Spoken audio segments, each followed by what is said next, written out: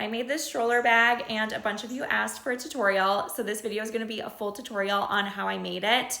I also have a pattern available in my Etsy if you don't want to do any measurements. Let's get into it.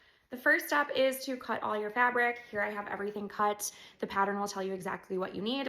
We're gonna attach our interfacing to each of these circle bottom pieces. So one piece of interfacing will go with our lining circle and one piece of interfacing is gonna go with our outer main fabric circle. I'm using iron-on interfacing, so I'm gonna go ahead and just iron this on now. Once you have the interfacing fused to both of your circles, you can set these aside. Then we're gonna take our large rectangle in the outer fabric and we're gonna add our fusible interfacing to this piece as well. Once you have your interfacing attached to your large rectangle, we're gonna go ahead and put the batting on. We're gonna pin this in place and we're gonna sew along the edge to attach it. If you want, you can fully quilt the batting on, but I don't prefer that look, so I'm just gonna sew around the edges to secure it on. I have the batting attached. I actually do like to trim just an inch or two of the batting on the edge that's gonna be the top edge to help reduce bulk when I attach the ruffle, and it will also make your snaps easier to get on. But if you have a strong snap applicator and you really want that full stiff look all the way up to the top, then you can continue your batting up to the top. This is just my personal preference. Right, once you have your batting attached to your main fabric piece, we're gonna work on the ruffle. So we're gonna take our big long ruffle piece. You can finish the hem however you want. You can either just fold it over twice and sew down with a regular sewing machine, but I'm gonna go ahead and serge the edge. Now I have the edge of my ruffle piece finished, so now I have to actually do the ruffling. So I'm gonna go back to my normal sewing machine and I'm gonna sew 2 parallel lines here, but I'm not gonna backstitch, and that's gonna help us pull the ruffles, which I'll show you in just a moment. Now I have 2 parallel lines sewn on this edge. What I'm gonna do is take the top thread of my top row and the bottom thread of my bottom row, and I'm gonna start to ruffle this piece until it's the same length as this main body piece.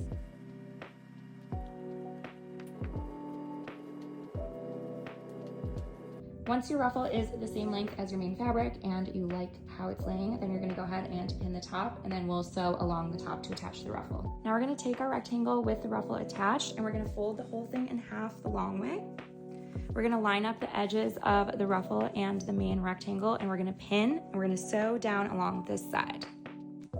Once you have that sewn together, you're gonna have a tube, and what we're gonna do is we're gonna leave the part with the ruffle as the top, and then we're gonna take our circle that's covered in interfacing and we're gonna pin it to the bottom and sew. This is what it will look like when it's pinned. We're gonna take it to the sewing machine and sew down this seam. This is what your project's gonna look like so far, so now we're gonna get started on the lining.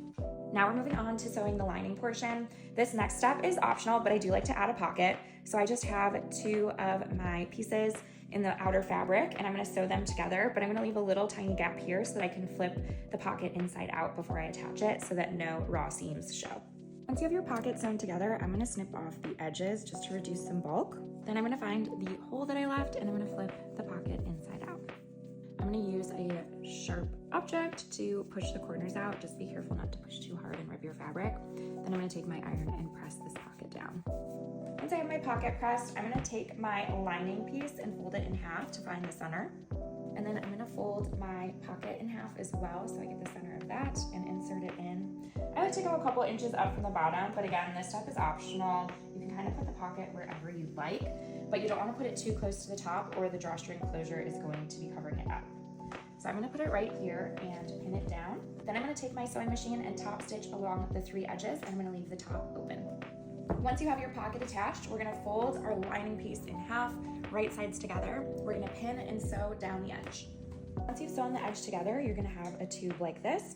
We're gonna do the same thing we did with our outer fabric, but we're gonna take the lining fabric circle and interfacing. We're gonna pin it right sides together to the bottom of this tube and sew around the edge.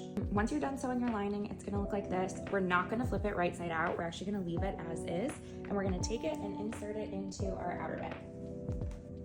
Now your bag will look like this, and we're gonna set it aside and make the drawstring top.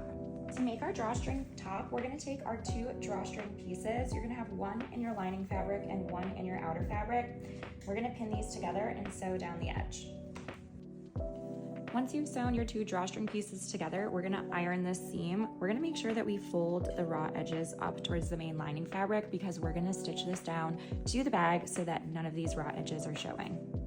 Once we folded this raw edge up towards the main fabric, we're gonna go ahead and add our buttonhole ruffles. It shows you on the pattern exactly where you need to add them. But if you're self-drafting this pattern, just make sure you have a buttonhole on each edge and then 2 splitting the center.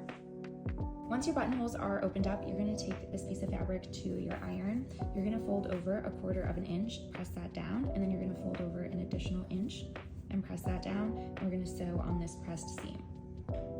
Once your channel is sewn, we're going to flip this over and we're going to fold this piece in half, right sides together, and we're going to sew right along this line here. Now we're going to take our bag with our liner on the inside and take the loop that we just created and we're going to put it over the top. Make sure that both your buttonhole edges are on the side of the bag like so. Each of my buttonholes are where my thumbs are. I'm going to insert this loop over the top of the outside of the bag, including on top of the ruffle.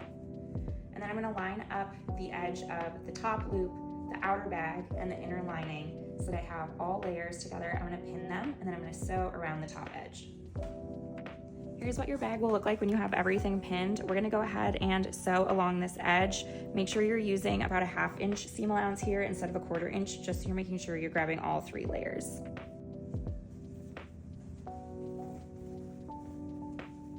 Once you've sewn that top seam, this is what your bag is gonna look like. We're gonna take this layer here and we're gonna fold it over so that the ruffle is at the top and then this is on the inside. We're gonna take it to our iron and press. Now that I have this pressed all the way around, first I'm going to do a top stitch right here close to the edge. Be careful because needles do break when sewing over these ruffles. Once your top stitching is done, your bag is going to look like this. Now we're going to go in and we're going to stitch in the ditch on the inside of the bag to make sure that all of those raw seams are enclosed, but make sure you flip your ruffle up when you sew so that you're not sewing your ruffle down. So we're gonna have a seam showing right in here. Once you're done stitching this down on your bag, now we're gonna run our cording through to do the drawstring closure. You're gonna cut 50 inches of your cording and we're gonna run it through the buttonholes. I'm just attaching a safety pin to my cording and I'm gonna start on one end and go through the buttonhole and pull this all the way through. When we get to the buttonhole on the opposite edge, we're gonna pull out of the buttonhole and then we're gonna thread back through the buttonhole right next to it and keep working our way back to the side that we first put this cord in on. Then we're gonna come out the last buttonhole and pull our cording through. We're gonna take the 2 sides and tie them together.